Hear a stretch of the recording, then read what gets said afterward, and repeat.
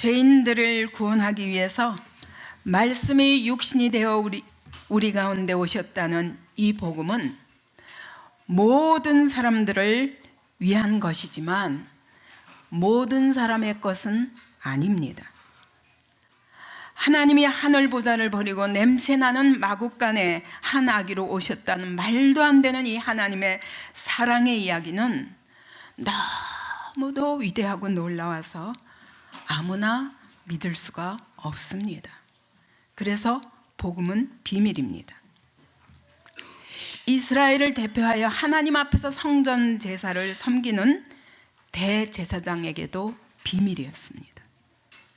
성경을 기록하고 그리고 성경을 연구하는 율법학자 서기관들에게도 비밀이었습니다. 메시아를 기다리며 거룩을 추구하며 분리주의자로 살던 바리새인들에게도 비밀이었습니다. 근데 아기 예수가 태어난 바로 그날 밤 하나님 나라의 이 기쁜 큰 기쁨의 좋은 소식은 베들레헴 목자들에게 가장 먼저 전해졌습니다. 그날 밤은 고요하고 거룩한 밤이었습니다. 목자들은 양들을 우리 안에다 몰아놓고 맹수들로부터 이 양떼를 보호하기 위해서 양우리 앞에 비스듬히 누워서 피리를 불거나 또 아니면 하늘을 바라보며 별이 쏟아지는 밤하늘을 바라보면서 어쩌면 이런 생각을 했는지 모르겠습니다. 아브라함에게 약속하셨던 그 말씀, 하늘의 저 뭇별을 셀 수 있는가 보라. 내가 네 자손을 이와 같이 많게 하리라. 약속하셨던 그 약속을 기억했는지도 모르겠습니다. 그때 지금 갑자기 천사들의 그 장면, 나타나는 장면, 제가 예루살렘 그 목자들의 교회 성지순례 할 때 가봤던 장소에 그 기념교회 안에 있는 그림입니다. 벽화입니다. 예, 여러분이 상상하면서 들으십시오. 이 양머리들을 지키느라고 비스듬히 누워서 피리를 불거나 또 하나님의 말씀을 묵상하고 있었는지도 모릅니다. 그때 호련히 하나님의 사자가 나타나고 하나님의 영광의 광채가 목자들을 둘러 비추었습니다.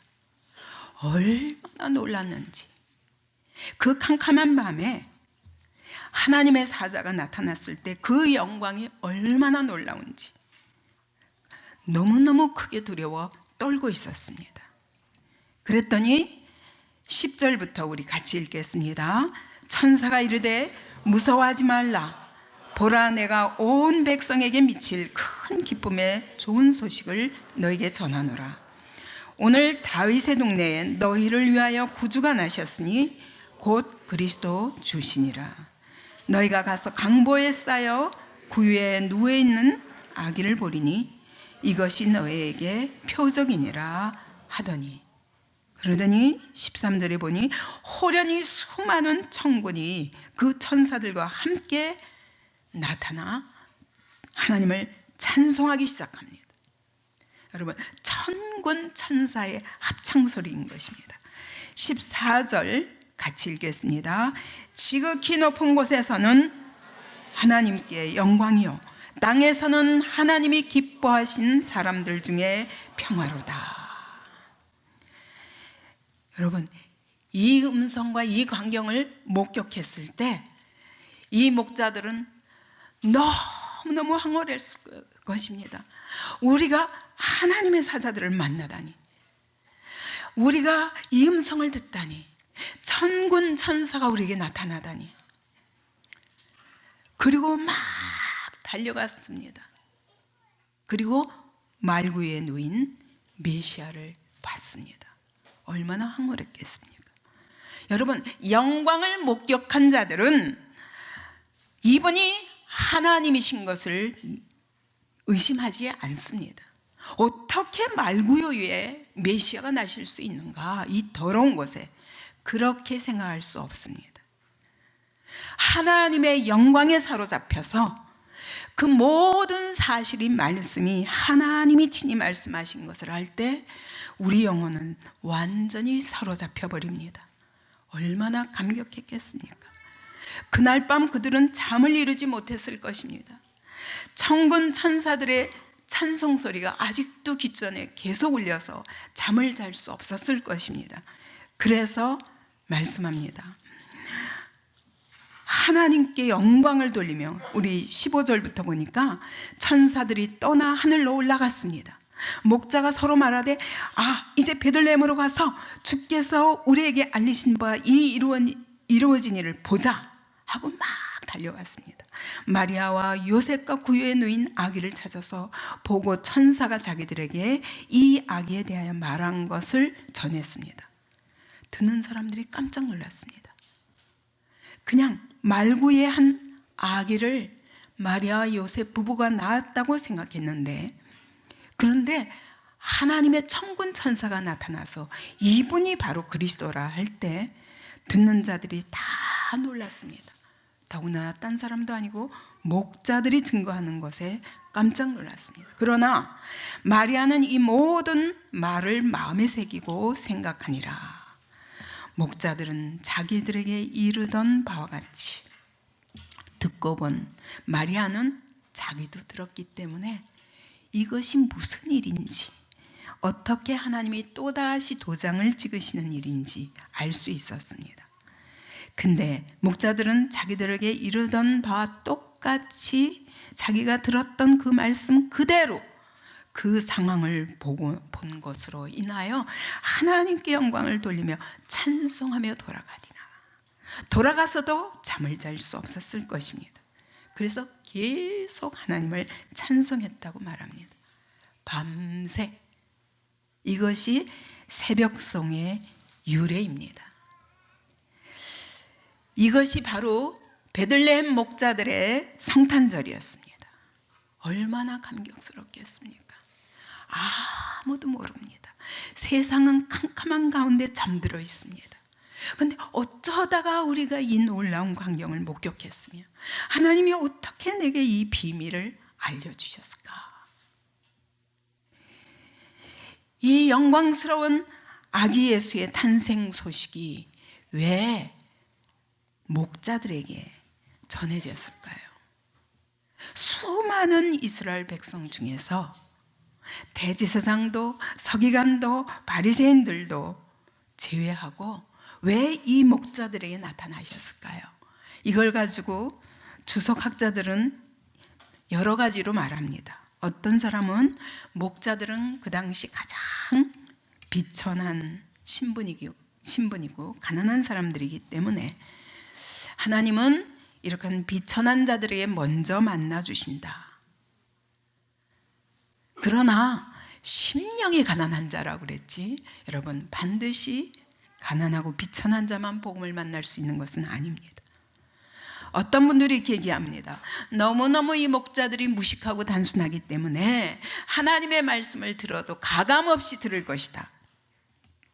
그런데 여러분, 하나님의 말씀은 무식하다고 믿어지는 것이 아닙니다. 성령으로 말미암지 않고는 들을 수 없고 믿을 수 없습니다. 어떤 사람은 이렇게 말합니다. 그 밤에 유일하게 깨어있는 사람들이 목자들이기 때문이다. 그리고 이 사람들은 자기 양떼를 지키기 위해서 성실하게 자기 책임을 다하는 사람들이었기 때문에 주님이 만나주셨다. 그러나 성경은 그보다 더 근본적인 하나님의 이유를 자세히 찾아보면 증언하고 계십니다. 이 천사들이 목자들에게 나타나서 성탄을 고지한 그 들판은 아주 나지막한 언덕입니다. 그 위에 목자들의 기념교회가 세워져 있습니다. 한번 사진 보여주시죠. 예, 지난번에 찍은 사진입니다. 여기는 라못 라헬이라고 부릅니다. 지금은. 근데 옛 이름은 베탁게렘입니다. 이게 바로 베들레헴 이 부근이기 때문에 여기서 탄생 소식을 천사들로부터 듣자마자 달려가기에 매우 가까운, 예수님이 나신 장소에서 매우 가까운 거리입니다. 근데 이 지역을 보니까 지금 거기는 이렇게 알려져 있습니다. 보아스의 들판이다. 다시 말하면 보아스가 룻을 만나서 오벳을 낳고 오벳이 이새를 낳고 이새가 또 다윗을 낳고, 그래서 이 동네를 가리켜 다윗의 동네라고 말하는 거예요. 그러니까 다윗의 동네에 다윗의 후손 예수 그리스도가 나신 것입니다. 그래서 이 일대 전체가 지금도 다윗 자손들의 소유지고 동네랍니다. 근데 느헤미야 3장 14절을 보면, 느헤미야 3장 14절을 보면 우리 다 같이 읽을까요? 분문은 베탁게렘 지방을 다스리는 레갑의 아들 말기야가 중수하여 문을 세우며 문짝을 달고 자물쇠와 빗장을 갖추었다, 이렇게 말합니다. 여러분, 이 분문은 뭐냐면 분뇨할 때 분자예요. 그래서 성전 안에서 나오는 모든 오물들을 버리는 문이 따로 있어요. 문이 여러 개 있는데 그 문마다 하는 기능이 있는데, 이 분문을 중수한 사람이 누구냐면 레갑의 아들 말기야인데, 이 사람은 베탁게렘을 다스리는 레갑의 아들이라고 말합니다. 그러니까 이 레갑의 아들들이 바로 다스리는 지역이 베탁게렘입니다. 이 바로 다윗의 동네를 또한 다스리고 있었다고 말합니다. 그래서 이것이 첫째 보아스의 들판이라는 것이고, 두 번째로는 레갑 후손들이 다스리는 지역이라고 말씀합니다. 그럼 레갑 후손이 도무지 누군가? 역대상 2장 55절에 보면 레갑 가문의 조상인데 겐 족속이라고 말합니다. 그러면 겐 족속이 또 누군가? 사사기 1장 16절에 보면 모세의 장인 이드로도 겐 족속입니다. 근데 모세의 장인이 이방인이었는데, 이방인 미디안의 제사장 아니었습니까? 그런데 모세를 통해서 홍해를 가르신 하나님의 영광의 이야기를 듣고 그가 이렇게 감탄합니다. 아, 내가 이제서야 알았도다. 이제야 하나님은 모든 신보다 크신 하나님이시다 라고 말하면서, 그때부터 자기가 믿던 신도 버리고 자기 땅도 버리고 모세를 따라서 광야길을 같이 동행하기 시작합니다.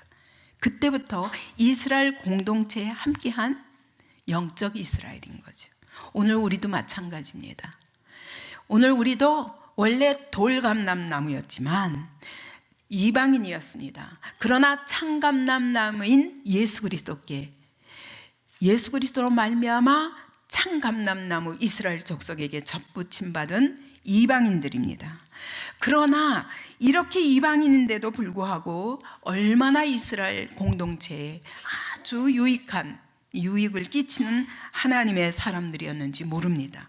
모세만 아니라 장인 이드로는 바로 이 이스라엘 공동체가 조직화하는 일에 아주 모세를 도와서 매우 지혜로운 사람이었던 것 같습니다.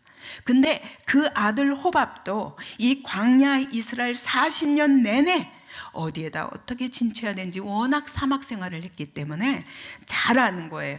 그래서 이스라엘 광야길을 인도하는 일에 아주 공헌을 세운 분이라고 성경은 증언합니다. 바로 이 레갑 후손이 살던 지역이 베탁게렘이라는 거예요. 그러니까 여러분, 우리가 상상할 수 있습니다. 베들레헴 인근에 사는 목자들이 누구냐? 레갑 후손들이었다는 거죠. 다윗 후손은 왕족으로서 다스리지만 이 지역에 그렇지 않은 또 지역들을 다스리는 레갑 족속이 있었던 것입니다. 그러니까 이 사람들은 여전히 예수 그리스도를 믿고 하나님의 약속을 믿고, 그리고 하나님 나라를 섬기는 아주 충성스럽고 헌신된 믿음의 가문이었다는 것을 성경은 증언하고 있습니다. 근데 또 다른 곳에 열왕기하 10장에 보면 내각 가문에 여호나답이라는 사람이 있었다고 말씀합니다. 그 당시는 언제냐면 이 이스라엘, 북이스라엘이 가장 악한 왕 아합과 이세벨로 인해서 완전히 이스라엘이 우상 숭배에 빠져서 영적 타락이 아주 심각한 때였습니다. 근데 이때 하나님께서 수많은 선지자들을 죽이며 이스라엘 우상 숭배에 빠지게 하는 이 아합과 이세벨에 대해서 심판을 선언하십니다. 그러면서 엘리야가 탄식하며 이제 나만 남았건을 하고 탄식할 때 하나님께서 내가 너를 세워서 예후에게 기름 붓게 하리라. 그러면서 그 예후가 이 바로 아합 가문을 완전히 죽여서 멸하게 하리라 라는 약속을 하십니다. 이때 하나님이 세우신 예후와 손잡고 대대적인 종교개혁을 일으킨 사람이 누구냐? 바로 레갑 가문의 여호나답이라는 사람이에요. 이 사람은 이방 족속이잖아요. 그런데 완전히 하나님의 열심에 불타서 그래서 아합을 죽이고 이세벨을 죽이고 그 아들 70명을 죽일 뿐만 아니라 아합 집에 속한 모든 사람들을 다 죽이고 심지어 바알을 섬기는 자들을 다 바알 신당에다 몰아넣습니다. 다 가서 너희 가서 제사를 드리라 이렇게 명령하니까 그들은 제사 드리라는 줄 알고 가서 막 제사 드리는데 그때 한 사람도 빠짐없이 다 죽이고 목상들을 다 깨트려 버리고 심지어 바알 신당을 다 헐어가지고 변소를 만들어 버립니다. 왜냐하면 우상 숭배의 씨를 이 북왕국에서 말려버려야 된다 이렇게 고백하면서 열왕기하 10장 15절부터 17절까지 우리 같이 읽읍시다. 시작. 예후가 거기에서 떠나가다가 자기를 맞이하러 오는 레갑의 아들 여호나답을 만난지라. 그의 안부를 묻고 그에게 이르되 내 마음이 네 마음을 향하여 진실함과 같이 네 마음도 진실하냐 하니 여호나답이 대답하되 그러하니이다. 이르되 그러면 나와 손을 잡자. 손을 잡으니 예후가 끌어 병거에 올리며 이르되 나와 함께 가서 여호와를 위한 나의 열심을 보라 하고 이에 자기 병거에 태우고 사마리아에 이르러 거기에 남아있는 바 아합에게 속한 자들을 죽여 진멸하였으니 여호와께서 엘리야에게 이르신 말씀과 같이 되었더라 라고 말씀하십니다. 완전히 씨를 말려버리기 전에는 다시, 왜냐하면 북왕국은 처음부터 여로보암의 죄로 말미암아 우상 숭배가 단과 베델의 산당을 세우고 시작되었고 제사장도 자기 마음대로 세워서 왜냐하면 남왕국 유다와 이렇게 분리하려 하니까 그들이 성전은 남유다에 속하잖아요. 그러니까 다른 성전을 세우고 다른 제사장들, 하나님이 택하여 뽑지 않은 제사장들을 세우며 혼합 종교에 빠졌던 것입니다.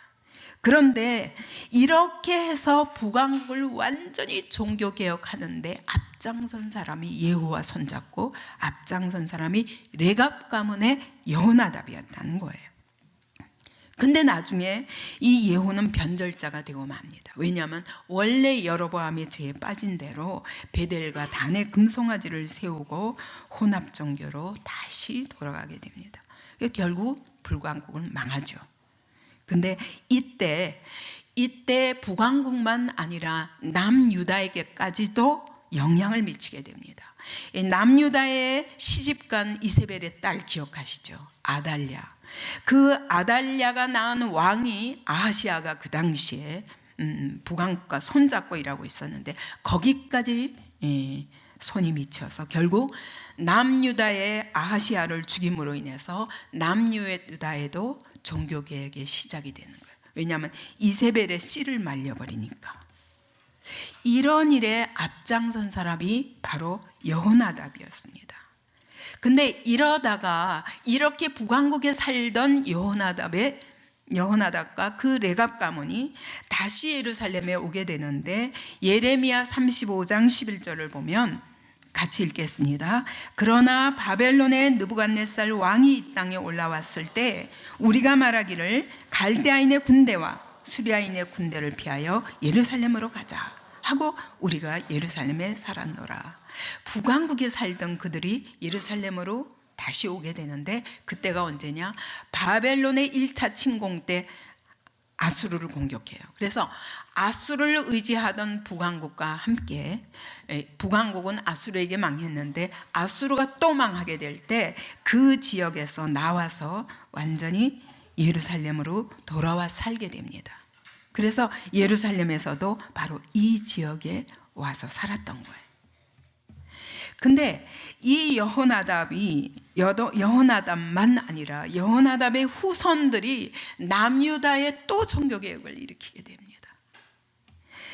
그것이 예레미야서에 나옵니다. 예레미야 35장에 나오는데 여호야김 시대 때 예레미야를 통해서 하나님이 30년 동안이나 끊임없이 우상 숭배에서 돌이켜라, 하나님께 돌아와라, 그렇지 않으면 내가 너희를 심판하리라 라고 말씀하시는데도 이 남왕국도 북왕국의 멸망을 봤으면 이제 정신 차려야 되는데 그렇지 못하고 계속 지도자들부터 타락하기 시작합니다. 얼마나 타락했냐면 고관 대작들도 술과 그 다음에 성전 봉사하는 사람들까지도 술에 쩔어 사는 거예요.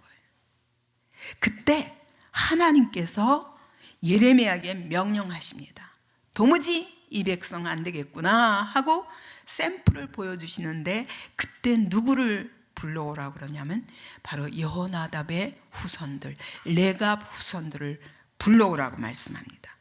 예레미야 35장 2절부터 5절까지 같이 읽습니다. 시작. 너는 레갑 사람들의 집에 가서 그들에게 말하고 그들을 여호와의 집 한 방으로 데려다가 포도주를 마시게 하라 하시니라.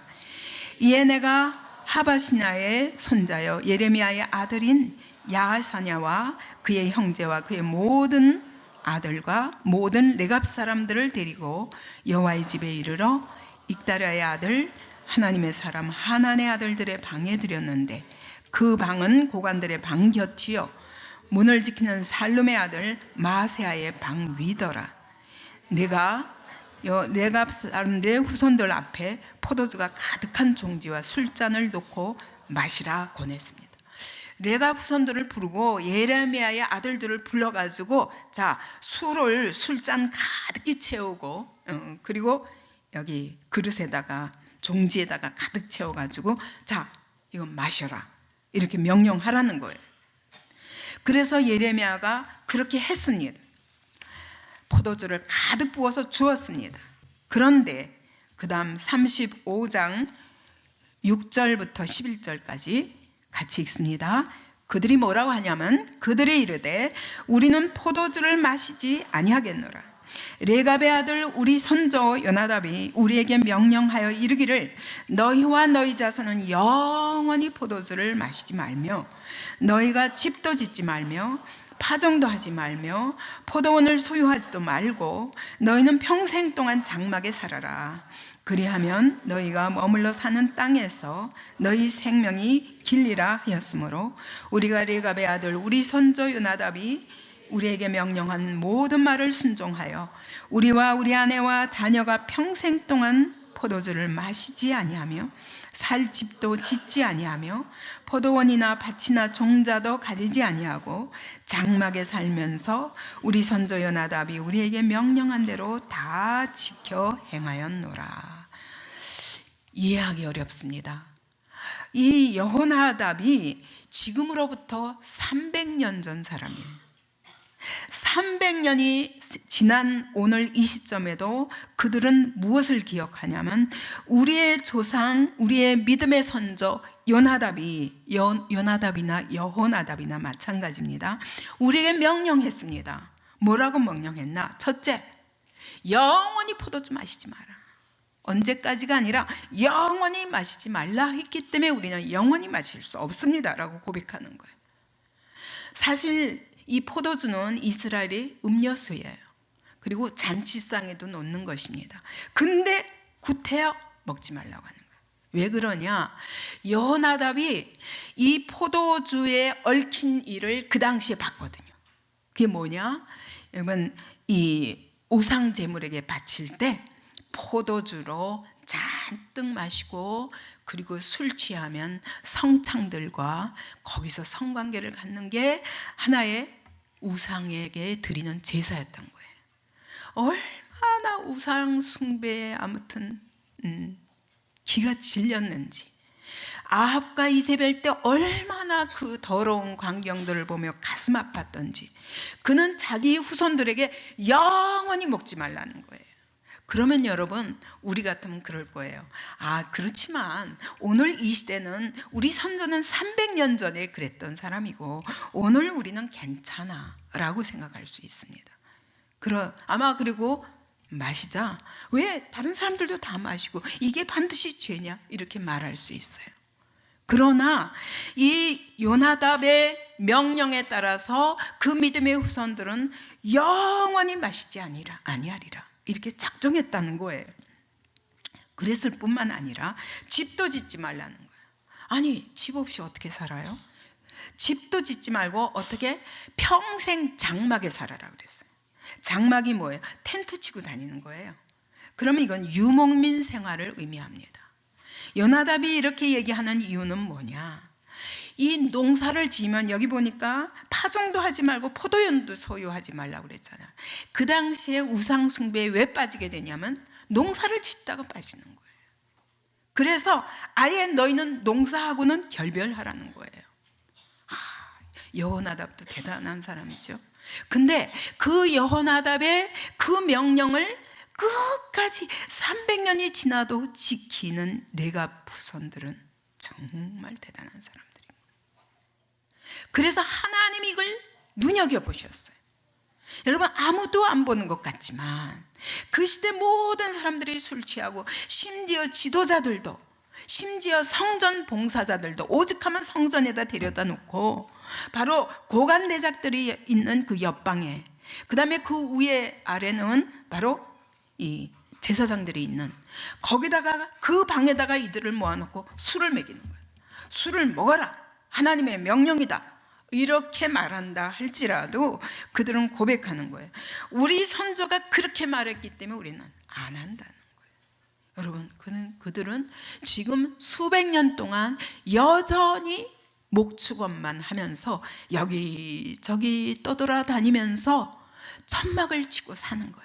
집도 짓지 않았습니다. 그러니까 자연히 가난할 수밖에 없고, 또 이것이 얼마나 세상이 비천한, 그 당시에는 이게 비천한 직업이거든요. 그러나 그들은 개의하지 않았어요. 우리 선조가 명령한 그 명령을 따라서 바로 이렇게 살리라는 거예요. 그래서 파종도 하지 말고 포도원도 소유하지 말라. 어떤 소유를 가지라고? 왜냐? 이 땅은 어차피 나그네 삶이다. 한 번 사는 인생 나그네 삶인데 어디다가 너희의 모든 목표를 둘 것인가를 바로 하자. 비천한 신분으로 산다 할지라도, 가난한 삶을 산다 할지라도, 그러나 거룩한 삶을 사는 것이 중요하다. 하나님의 백성으로 살아라. 이렇게 여호나답이 명령한 것입니다. 그래서 하나님은 이들을 불러다가 고관 대작들 앞에, 성전 봉사자들 앞에 보여주시는 거예요. 그러면서 그때 그들이 말합니다. 이렇게 하면 하나님의 약속이 있기 때문이라는 거예요. 어떤 약속? 너희가 머물러서 사는 땅에서 너희 생명이 길리라. 머물러서 사는 땅이 어딘가요? 약속의 땅입니다. 내가 하나님의 약속 안에서 살면, 그러면 너희 생명이 길리라. 여러분, 100년 200년 삽니까? 아닙니다. 영원한 생명을 얻으리라 하는 약속입니다. 하나님의 약속 안에서 살 때 너희 생명이 영원하리라 라고 말씀하시면서 절대로 세상과 타협하지 못하게 한 것입니다. 근데 이 선조가 내린 이 명령을 끝까지 붙든 거예요. 붙들어서 이제 하나님이 그걸 보시다가 남유다에 와서도, 그때는 북왕국에서 종교개혁을 했는데 이제는 남유다에 와서도 고관 대작들 앞에서 이런 고백을 하는 거예요. 그러면서 하나님께서 그들을 칭찬하십니다. 14절 보시겠습니까? 시작. 레갑의 아들 요나단이 그의 자손에게 포도주를 마시지 말라 한 그 명령은 실행되도다. 그들은 그 선조의 명령을 순종하여 오늘까지 마시지 아니하거늘 내가 너희에게 말하고 끊임없이 말하여도 너희는 내게 순종하지 아니하도다. 내가 내 종 모든 선지자를 너희에게 보내고 끊임없이 보내며 이르기를 너희는 이제 각기 악한 길에서 돌이켜 행위를 고치고 다른 신을 따라 그를 섬기지 말라. 그리하면 너희는 내가 너희와 너희 선조에게 준 이 땅에 살리라 하여도 너희가 귀를 기울이지도 아니하며 내게 순종하지 아니하였도다. 레갑 후손들이 레갑 족속의 조상인 여호나답의 말은 수백 년이 지나도 안 잊어버리고 이걸 붙들고 순종하고 있는데, 너희는 내가 직접 말하여도 어떻게 예레미야를 통해서 끊임없이 선지자들을 통해서 끊임없이 말씀하여도 귀도 기울이지 않고 듣지 않는다는 거예요. 그래서 레갑의 아들 요나답의 자손은 16절 자손은 그의 선조가 그에게 명령한 그 명령을 지켜 행하나 이 백성은 내게 순종하지 아니하도다. 그러면서 17절 그러므로 만군의 여호와 이스라엘의 하나님께서 이와 같이 말씀하시니라. 보라, 내가 유다와 예루살렘의 모든 주민에게 내가 그들에게 대하여 선포한 모든 재앙을 내리리니 이는 내가 그들에게 말하여도 듣지 아니하며 불러도 대답하지 아니함이니라. 하나님의 말씀을 도저히 듣지 아니하는 남유다를 책망하기 위해서 여호나답을 그들 앞에 갖다 놓으시는 것입니다. 그러면서 내가 이 민족을, 이 백성들을 하나님이 칭찬하시면서 약속하십니다. 18절 19절 예레미야가 레갑 사람의 가문에게 이르되 만군의 여호와 이스라엘의 하나님께서 이와 같이 말씀하시기를 너희가 너희 선조 요나답의 명령을 순종하여 그의 모든 규율을 지키며 그가 너에게 행한 것을 명령한 것을 행하였도다. 그러므로 만군의 여호와 이스라엘의 하나님께서 이와 같이 말씀하시니라. 레갑의 아들 요나답에게서 내 앞에 설 사람이 영원히 끊어지지 아니하리라. 예. 이 내 앞에 설 사람이 누굽니까? 레위인이나 그 다음에 또 이 제사장들이 성전 봉사하는 것을 이렇게 표현합니다. 그래서 이 성전에서 하나님을 섬기게 하리라. 여러분, 이들은 레위인도 아니에요. 이들은 제사장도 아니에요. 심지어 이스라엘의 본 아브라함의 후손도 아니에요. 믿음으로 말미암아 편입된 이방 족속인 것입니다. 근데 하나님이 너희의 것을 받으시겠다. 그래서 그들이 제사장 노릇은 할 수 없었지만 뭘 했냐? 예, 이 성전에서 양을 잡잖아요. 그 양을 납품하는 일을 했습니다. 하나님이 꼭 이 백성의 손으로 키운 양들을 받으시겠다는 거예요. 하나님의 거룩한 제물이기 때문에. 그 다음에 번제에 쓰는 나무도 하나님이 이 백성들이 캐온 이렇게 전부 베어온 그 나무로 번제에 쓰시겠다는 것입니다.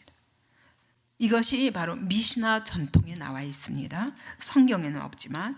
그 다음에 또 성전에서 쓰는 물도 공급하는 일을 이 레갑 족속의 손으로 받으시겠다는 거예요. 이 느헤미야 때는 성전 재건에도 참여했습니다. 그러니까 때때로 얼마나 하나님의 말씀에 충성된 사람이었고, 하나님은 그들을 불꽃 같은 눈으로 보시다가 이렇게 영광스러운 자리에 두셨던 것입니다. 그러면서 남유다를 책망하시는 것입니다. 이들은 자기 조상의 약속도 믿고 지금까지 지키고 있는데 너희는 내가 말하여도 하나님의 언약을 헌신짝처럼 버려버리는 그런 악한 사람들이므로 하나님이 재앙을 내리신다고 말씀하십니다. 여러분, 오늘 눈앞에 당장 보기에 좋은 것, 그게 아니라 하나님이 불꽃 같은 눈으로 보시며 평가하시는 그것이 우리에게 영원한 것입니다. 이들은요, 바벨론 포로로도 잡혀가지 않았어요. 그건 어디서 보면 알 수 있냐면 열왕기하 24장 14절에 보면 예루살렘의 모든 백성과 모든 지도자와 모든 용사, 만명과 모든 장인, 모든 대장장이들 다 포로로 잡혀갔습니다. 그래서 비천한 자 외에는 그 땅에 남은 자가 없었더라 말씀하시거든요. 그럼 다시 말하면 이 목자들 외에는 이들은 계속 옮겨다니는 유목민이기 때문에, 그렇기 때문에 그 땅을 피할 필요가 없었어요. 그래서 계속 예루살렘에 살고 있었던 거예요. 다시 돌아올 때까지. 대단한 사람들이죠. 정말 그 여호나답의 예언도 맞았던 거예요. 너희가 이와 같이 이렇게 유목민으로 살고 하나님의 백성으로서의 정체성을 지키고 세상과 타협하지 말고 살아라. 그러면 이 약속의 땅에서 오래오래 너희 생명이 길리라 약속하셨던 대로 그들은 예루살렘을 떠나본 적이 없는 거예요. 포로 생활도 어지럽게 할 필요가 없었습니다. 여러분, 이 베들레헴 목자들이 맞은 이 성탄절은 우연한 것이 아닙니다. 수많은 천군 천사들이 그들에게 나타나서 아기 예수가 오신 것을 제일 먼저 알려준, 바로 그 대상 삼으신 것은 우연한 일이 아닙니다. 그 하나님의 영광을 목격하고 그 하나님의 영광의 광채가 그들을 둘러 비친 것도 우연한 일이 아닙니다. 그들이 이 놀라운 축복을 받을 수 있었던 것은 가난하고 무식해서가 아닙니다. 단순하기 때문에 믿기 쉬웠던 것이 아닙니다. 비천한 신분이기 때문도 아닙니다. 자기 직업에 성실한, 양떼를 지키는 성실한 목자들이었기 때문도 아닙니다. 그 밤에 유일하게 깨어있는 사람들이기 때문도 아닙니다. 대대로 이 믿음을 지켜온 믿음의 후손들의 열매입니다. 믿음의 가문의 열매입니다. 수백 년, 지금은 그때로부터 계산하면 여호나답 때부터 레각 가문 처음부터 계산하면 약 1000년의 세월이 지났을 때 그 후손들이 아기 예수를 제일 먼저 만난 것입니다. 이것이 바로 여러분 이 목자들의 성탄절이었고 이 목자들의 축복이었습니다. 오늘 우리는 어떤 사람들입니까? 다시 오실 메시아를 기다리는 사람들입니다. 초림하신 예수님, 아기 예수를 만났던 사람들도 다 우연이 아닙니다. 목자들이 그랬던 것처럼 여러분, 시므온은 어떤 사람? 아기 예수에게 할례를 베푸신 시므온은 어떤 사람이었습니까? 그는 의롭고 경건하게 살면서 이스라엘의 위로를 기다리는 자라라고 말씀하십니다. 또 여선지 안나도 마찬가지입니다. 그는 과부가 된 후에도 84년 동안 성전을 떠나지 않고 기도했다고 그랬어요. 늘 주야로 금식하며 메시아를 기다려온 사람이었습니다. 이때는 그 나이가 이미 105세, 6세가량 되었어요. 왜냐하면 84년 동안 과부로 살았고 7년 동안 남편과 함께 살았고, 그런데 적어도 열 몇 살에서 20살 이전에 결혼했으니까 100세가 훨씬 넘은 이때까지도 주야로 금식하며 메시아를 기다리고 있었던 그에게 만나게 하셨습니다. 그래서 누가복음은 말합니다. 구원을 기다리는 모든 자에게 이 여선지 안나가 비록 늙었지만 계속 모든 사람들에게 증언했다고 얘기합니다. 내가 만났다 라고 증언한 것입니다. 여러분, 오늘도 우리가 바로 그 증인들입니다. 그들이 이와 같이 초림하실 예수님을 오랫동안 기다려왔던 것처럼, 그뿐입니까? 이방 족속이라도 만났습니다. 누굽니까? 저 동방박사들이에요. 근데 동방박사라는 건 아랍 사람들이에요. 바로 그 일대가 다 아랍 지역이잖아요. 아랍에 있는 박사들인데 그들은 이 하늘의 징조만 꿈꾸며 점치는 사람들이었지만 자기가 본 그 징조를 따라서, 그래서 여러분 여기까지 오는데 수개월, 낙타를 타고 오는데 얼마나 많은, 그 사막을 통과하는데 얼마나 많은 어려움이 있었겠어요. 아마 6개월 이상 지났다고 봅니다. 그러면 6개월 이상 여러분 낙타 타고 그 아무것도 하지 않고 계속 이 별을 따라오는 일을 멈추지 않은 거예요. 얼마나 많은 경비가 들었으며 자기 시간을 얼마나 많이 들여서 반드시 이 사인의 주인공을 만나야 되겠다는 약속만 가지고, 그리고 예물을 싸들고 와서 드렸던 거예요. 이방 아랍 사람이 그 당시에도 아기 예수를 만났습니다. 예루살렘에 누구도, 대제사장도, 서기관도, 바리새인도, 이스라엘 백성 많은 사람들도 다 알지 못할 때에 이방인이라 할지라도 이 하나님의 약속에 모든 것을 걸고, 하나님의 징조, 하늘의 징조에 모든 것을 걸고 쫓아온 사람은 그 주님을 만났습니다. 오늘 우리는 다시 오실 메시아를 기다리는 사람들 아닙니까? 여러분, 그때 여러분은 어떤 모습으로 만나기 원하십니까? 정말 그분께 칭찬과 존귀와 영광을 받으며 여러분 그분을 기쁨으로 만나는 사람들이 되길 원합니까? 아니면 이 세상에 끊임없이 한 달이 세상에 걸치고 한 달이 하나님께 걸치고 교회에 걸치고, 그리고 혼합신앙으로 이 세상을 적당히 살다가 여러분 이 땅의 모든 좋은 것들을 다 소유한다 할지라도 그것은 다 지나가는 것들이요, 무너지는 것들이요, 언젠가 재앙과 함께 다 뺏길 것들입니다. 여기서 우리가 끝까지 주님이 오늘 정말 그분의 불꽃 같은 눈으로 성실하게 하나님의 약속을 지키며 진심으로 자기를 향하는 자들을 위하여 능력을 베푸시는 주님을 바라보시는 그것이 결국 이 시대 신약시대의 레갑 족속이 되는 길일 것입니다. 여러분, 신약시대의 레갑 족속으로 살기 바랍니다. 한 달이 세상에, 한 달이 그리스도께 걸고는 우리는 아무것도 할 수 없습니다. 그날에 우리에게 있을 영원한 상을 바라보시기 바랍니다. 계시록 22장 12절을 함께 읽읍시다. 보라, 내가 속히 오리니 내가 줄 상이 내게 있어 각 사람에게 그가 행한 대로 갚아 주시리라. 주님 다시 오시는 날, 그날에 상이 있습니다. 그 상은 여러분 내가 고백한 대로가 아닙니다. 내가 행한 대로 갚아주리라 라고 약속하십니다.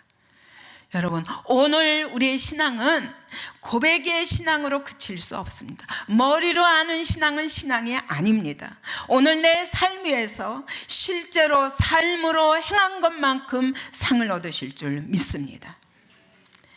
그와 같이 레갑 족속처럼 시대가 아무리 바뀌어도, 상황이 아무리 바뀌어도 변함없이 하나님의 약속의 말씀을 붙잡고, 여러분 때로는 비천한 자리에 놓이고 때로는 가난한 자리에 놓인다 할지라도 이 하나님의 약속이 영원한 약속이요, 반드시 약속 안에서 하나님의 영광을 보게 되는 저와 여러분이 되시기 바랍니다. 마지막으로 히브리서 3장 14절, 그렇게 살려면 우리가 해야 할 일은 이것입니다. 시작. 우리가 시작할 때 확신한 것을 끝까지 견고히 잡고 있으면 그리스도와 함께 참여한 자가 되리라. 여러분, 오늘 우리 다 약속을 받은 자들입니다. 이것을 처음에 시작할 때는 확신합니다. 근데 점점 흐려져요.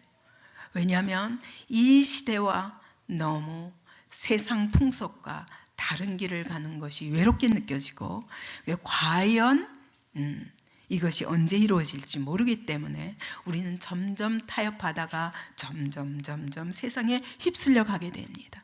그러나 히브리서는 말씀하십니다. 시작할 때 확신한 것을 끝까지 견고히 잡고 있으면 반드시 그분의 약속에 참여하게 되리라. 저에게는 이 약속의 말씀이 모든 고난 속에서 승리하게 된 비결입니다. 지금은 보이지 않지만 하나님, 내가 끝까지 잡겠습니다. 하나님이 시작하신 일을 끝까지 보기를 원합니다. 내가 눈 감는 그 시간까지 보기를 원합니다. 그것이 저희 고백입니다. 여러분, 우리 모두 이와 같이 하나님의 약속을 주님 오시는 그날까지 붙잡고, 그리고 이 거룩한 삶을 지키고 하나님의 백성의 정체성을 가지고 승리하는 저와 여러분이 되시기 바랍니다. 아멘.